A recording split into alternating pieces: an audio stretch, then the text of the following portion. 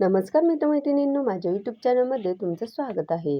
गुढीपाडव्याच्या दिवशी केलेला हा एक उपाय तुमच्या घरात लक्ष्मीला आकर्षित करू शकतो. होय, कारण गुढीपाडवा हा फक्त नववर्षाचा सण नाही, तर संपत्ती, सुख आणि समृद्धी घरात येण्याचा एक दिवस मानला जातो. असं म्हणतात की गुढीपाडव्याच्या दिवशी केलेला हा एक छोटासा उपायही महालक्ष्मीला प्रसन्न करतो. जर तुम्हालाही वाटत असेल की घरात पैसा टिकत नाही, सतत आर्थिक अडचणी येत आहेत, तर गुढीपाडव्याच्या दिवशी हा एक खास उपाय नक्की करा.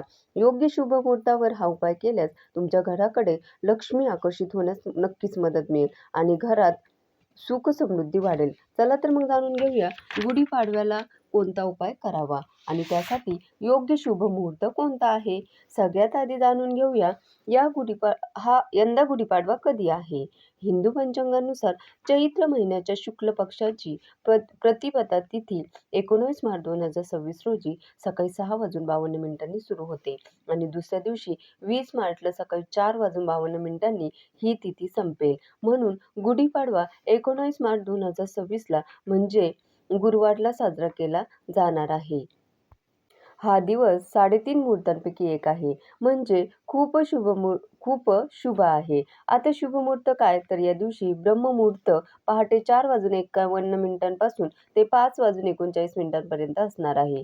ही वेळ खूप पवित्र असते. यावेळेत ध्यान, जप किंवा लक्ष्मीपूजन केल्यास आपल्याला खूप फायदा होऊ शकतो. त्यानंतर दुसरा मुहूर्त आहे दुपारी 2:30 पासून ते 3:18 पर्यंत.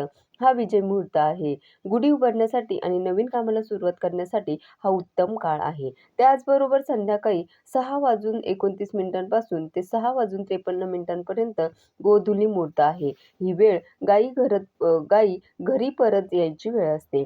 यावेळेत पूजा किंवा गुढी उभारली तर घरात सकारात्मक ऊर्जा येते असं सांगितलं जातं.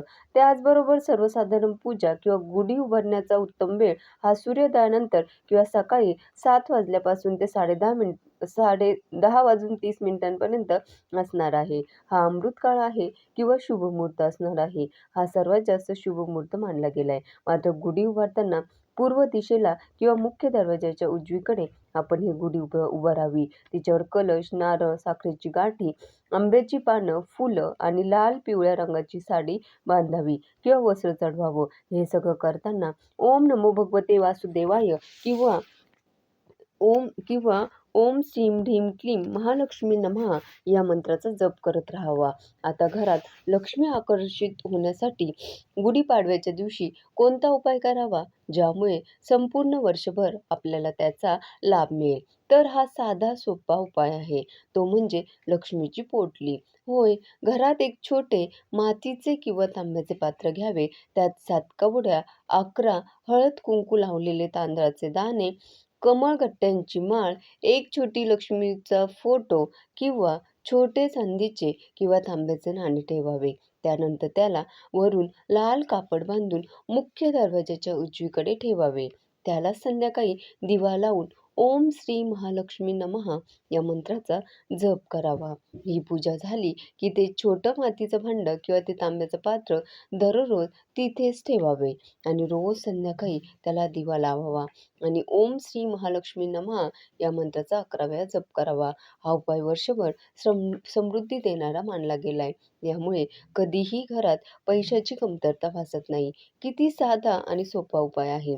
तुम्ही सुद्धा करून पहा. त्यानंतर दुसरा उपाय कमळगट्ट्याची माळ आणि दान.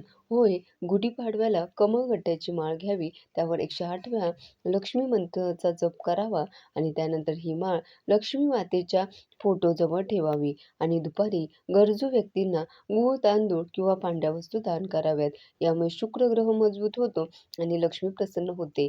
ती आपल्याकडे आकर्षित होते. हा सुद्धा अगदी साधा सोपा उपाय आहे, जो तुम्ही गुढीपाडव्याच्या दिवशी आवर्जून करू शकता.